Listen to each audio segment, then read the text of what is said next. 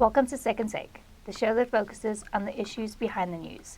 Mining Weekly editor Martin Creamer joins me today to unpack the latest news in the mining industry. Welcome, Martin. Thanks, Stephanie. Now, South Africa has become one of the world's most compelling short-term investment stories, which is good news for Orion Minerals. The sun is beginning to shine on us. Those were the words used by Errol Smart. He was speaking to an Australian and South African audience on a webinar, and he was very upbeat. And he was saying that, you can see from the comments of analysts now that South Africa has become a compelling investment story. And looking at his situation where, he's hoping to start building plants soon, as the rand strengthens in this case, he gets happier and happier because he's got to import product. Mm-hmm. And when you import product with a stronger rand, it has huge advantages for you. At the same time, of course, mines have normally looked for a weaker rand because when they export, they get dollars back. So, but when you're building something, it's important to have a currency that's competitive.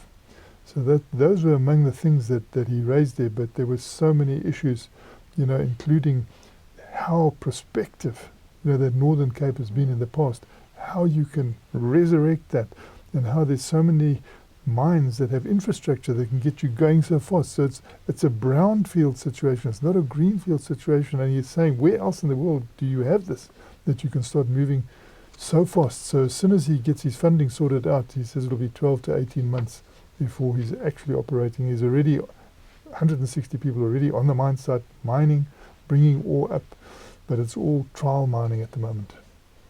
And Thungela Resources is poised to spend 3.9 billion rands worth of capital in South Africa going forward. The sun is shining on us.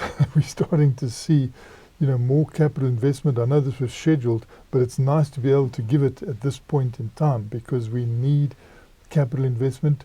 As I was saying, it's helped by a strengthening rand.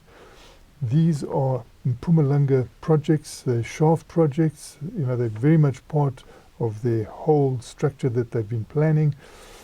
Within the next 6 months, I think 1.3 billion of that will be spent, then 800 million in the next 6 months, and then going forward, additional amounts. They're budgeting now these amounts, which total nearly 4 billion rand. This is the sort of message we've got to hear now. Capital investment, construction, new plant. We must hear a lot more of it, I hope.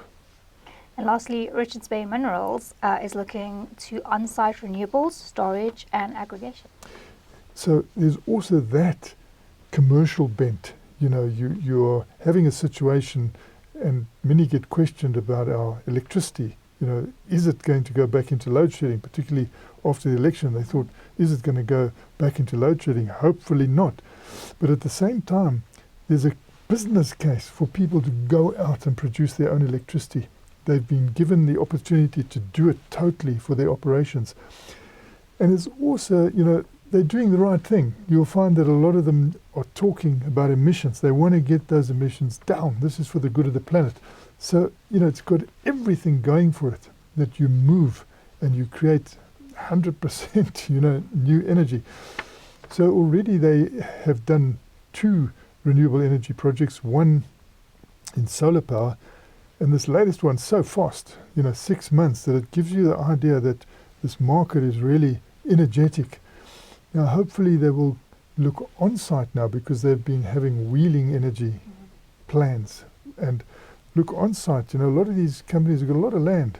They can put a lot of their own energy sources, both normally solar, but they can do wind as well. And so this is what they're looking at with storage at Richards Bay Minerals.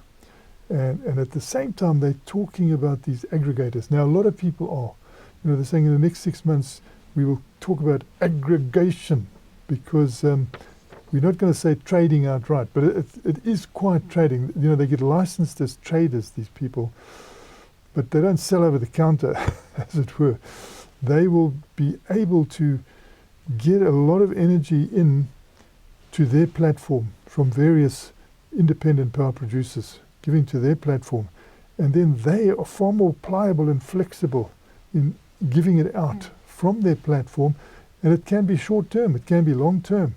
So this is something people are really encouraged about and examining it, including Richards Bay Minerals, which mines mineral sands in KwaZulu-Natal.